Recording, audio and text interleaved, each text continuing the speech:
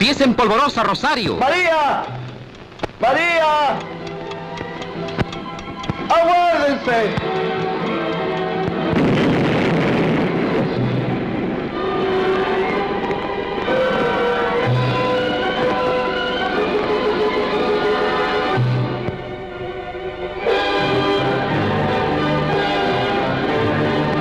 ¡María!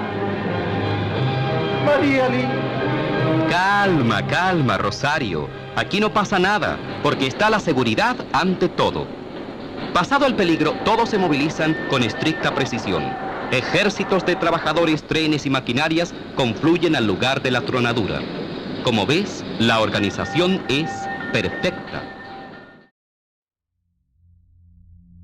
Esa perfección a veces puede fallar con catastróficas consecuencias. Así mostraba la tronadura en la década de los 50 la película El cobre, vida y milagros de un metal, grabada en Chuquicamata. Se trata de un registro filmográfico que es un verdadero tesoro y nos sirve para situarnos en la historia que nos convoca hoy. Chuquicamatinos y chuquicamatinas, somos una raza en vía de extinción. Algunos tuvimos la suerte de nacer en el hospital Roy H. Glover para los amigos. Otros y otras venían aquí por un par de años y fueron adoptados por la magia del campamento, ubicado a los pies de la mina a rajo abierto más grande del mundo. Chuquicamata. Chuquicamata, maravilla de las maravillas. Más que un mineral desértico, es una ciudad levantada de la noche a la mañana, con todas las exigencias, complejidades y elementos para el buen vivir de todo ser humano. Y pensar que en estas mismas tierras maldecidas por Almagro ha surgido un emporio de incalculables riquezas para Chile. Enormes superficies están ocupadas por las minas e instalaciones. Y así como el mundo surgió de una humareda, miles de cosas útiles han emergido de estas humeantes tronaduras. El golpe de pedernal dado por el hombre de las cavernas sobre un trozo de cobre dúctil y maleable fue decisivo para la civilización humana. Gracias a nuestro metal, el hombre puede movilizarse ahora rápidamente entre los puntos más distantes, devorar mares, caminos y cielos. Millares de objetos de cobre nos hacen disfrutar de la higiene, confort y belleza en los modernos edificios que habitamos. Infinidad de pintorescas fantasías modeladas con nuestro metal realzan también la belleza femenina. Con más de 100 años de historia, Chuqui es un lugar clave para entender el progreso y los avances de Chile. Pese a ello, ha sido relegado a un espacio anecdótico del acontecer nacional, siendo los propios hijos de esta tierra quienes tenemos que revivir el legado chuquicamatino para que no muera. O la precisión en las más íntimas. El sonido y la palabra humana transpórtanse hoy velozmente a distancias infinitas por medio del teléfono, el telégrafo. La historia de hoy nos remonta a otra época, a más de 85 años atrás.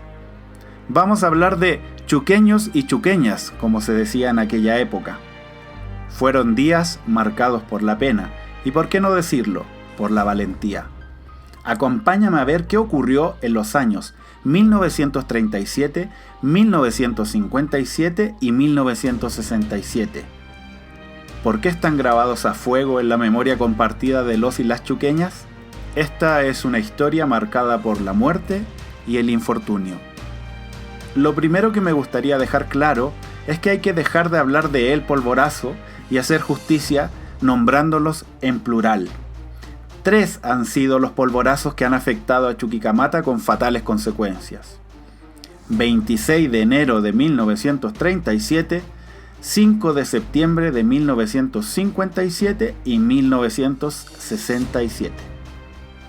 Lo reciente de este último hace que sea el más recordado porque muchas familias de víctimas aún permanecen con vida y lo rememoran. Revisemos qué fue lo que ocurrió. Para recordar el primero de estos hechos, debemos decir que en Chile gobierna Arturo Alessandri Palma en su segundo mandato. Chile era mostrado a todo color hacia el mundo, bajo el nombre de la Tierra de los Encantos. That enterprising republic, which has enthusiastically joined with Colombia, Ecuador, Bolivia, and Peru in attracting the stream of trade and travel to the west coast of South America. La mañana de un caluroso 25 de enero de 1937 quedaría marcada por la tragedia. Son casi las 8 de la mañana. Una cantidad enorme de pólvora que iba a ser detonada en la tronadura de esa jornada explotó por accidente.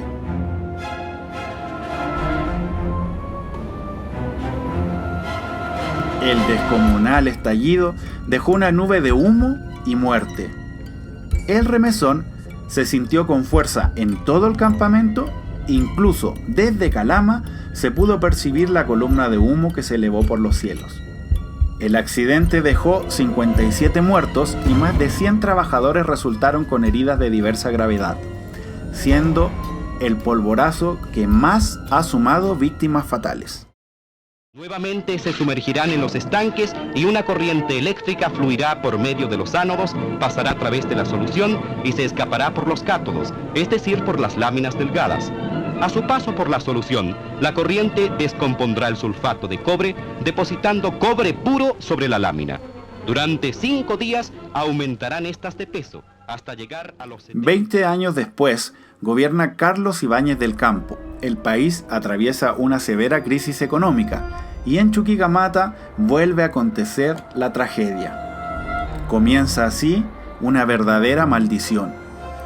Me imagino que esas fiestas patrias no deben haber sido tan alegres como otrora, ya que el 5 de septiembre de 1957 ocurre otro accidente con pólvora en Chuquicamata. La detonación no deseada dejó 4 muertos y 9 heridos. Se abría así un camino sin regreso en relación a ese día maldito. Guárdenlo en sus mentes. 5 de septiembre. Y estas palabras, indudablemente excesivas para mi persona. Frei Montalva estaba en La Moneda.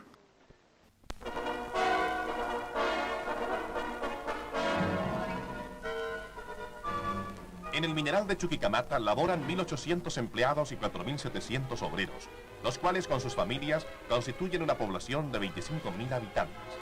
Preocupada por el bienestar de este importante conglomerado humano, la China Exploration Company le proporciona en forma enteramente gratuita atención médica, oftalmológica, farmacéutica y hospitalaria.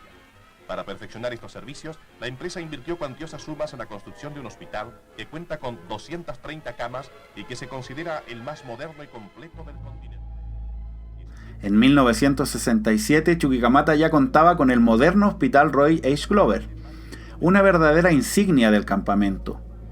Como es sabido por muchos, el más moderno de Sudamérica al momento de ser inaugurado. Los días de bonanza en Chuquicamata lo eran también para quienes habitaban uno de los lugares mejores acondicionados de Chile. Pese a lo bello de esa época en Chuqui, la tragedia se iba a hacer presente una vez más. Y como si fuera una irónica coincidencia, exactamente el mismo día que hace 10 años atrás. 5 de septiembre de 1967 es un día que queda grabado en la mente de muchas personas. Era día martes, 8 de la mañana con 57 minutos, y los relojes de la memoria quedan detenidos. Sobreviene el desastre. 2 camiones que movilizaban detonadores para la tronadura explotaron, publicó el Mercurio.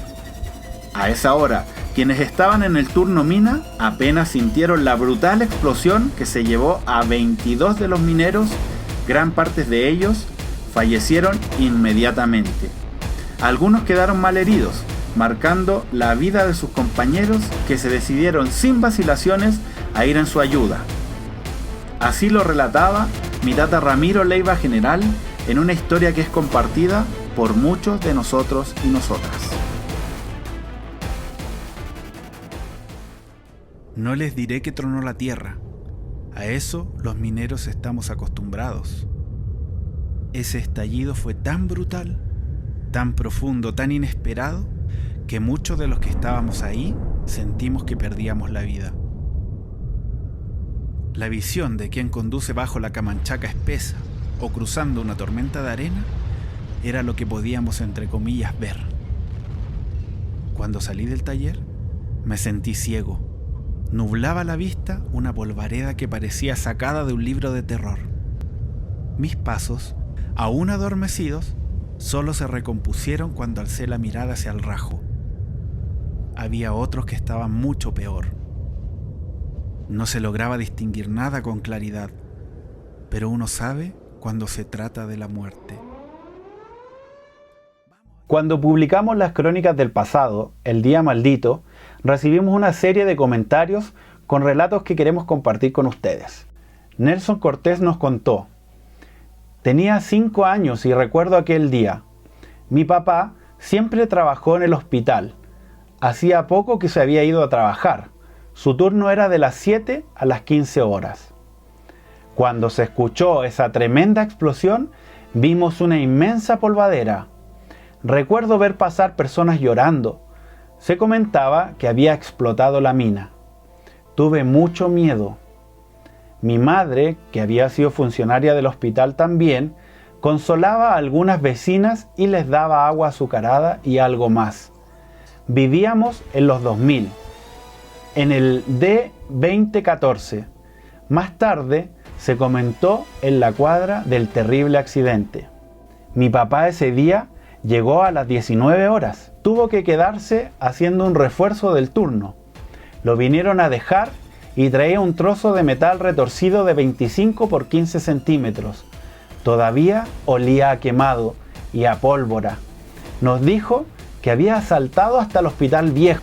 Conversaba con mi mamá cosas muy graves, cómo habían sido afectados los heridos y las personas que fallecieron. Había aún algunos que permanecían desaparecidos. En efecto, la magnitud de la explosión era comparable a lo que puede ocurrir en una guerra.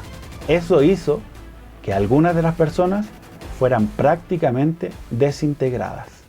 Alejandra Gavia también recuerda con mucha pena: este es un día muy triste para mí. Murió mi primo Pedro. Era prácticamente mi hermano.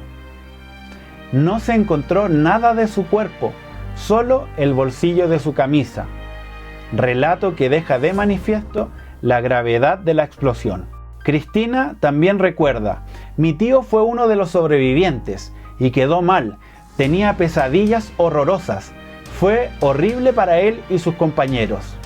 Persia del Rosario Fernández Guerrero nos cuenta con tristeza: yo nunca olvidaré ese 5 de septiembre de 1967.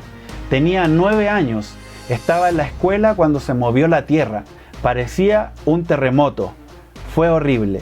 Los relatos de esta tragedia son impactantes. Luis Gavín nos cuenta: en aquella época yo vivía en los 700, muy cerca de los acontecimientos. Me encontraba de visita en la casa de mi madre. Aquella mañana pude ver perfectamente el hongo de la explosión. Lamentablemente, uno de mis vecinos que vivía en el mismo bloque falleció. Su cuerpo fue desintegrado por la explosión.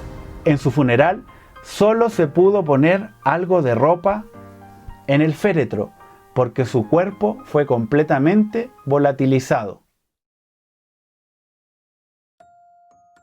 El accidente detuvo por completo las actividades en Calama y Chuquicamata, paralizados por el impacto de la tragedia que enlutaba a la gran familia minera. La gran cantidad de víctimas hizo necesarias masivas ceremonias fúnebres, y las caravanas con víctimas rumbo al cementerio fueron el cierre de esta jornada negra. Algunos de los sobrevivientes contaron esta historia, y es ahí donde debemos hacernos responsables de preservar ese patrimonio chuquicamatino. Este es un esfuerzo más para que la historia no se la lleven nuestros muertos y quede como el legado de esos valientes hombres y mujeres que salieron a pegarle al cerro para nunca más volver. Muchos años han pasado ya desde estos 3 polvorazos, pero aún así siguen en la memoria de nosotros todas aquellas personas que se dedicaron a trabajar en la minería. Este es un reconocimiento para mis abuelos, Ramiro Leiva General y Ramón Morales Campillay. También para mi padre, Fabián Morales, quienes escribieron con letras grandes la historia de la minería chilena. Para ser dignos herederos de la grandeza de Chuquicamata, tenemos que ser capaces de inmortalizar su historia. Soy César Antonio de Calama Dictos y esto fue Noticias que estremecieron el Loa, los 3 polvorazos de Chuqui.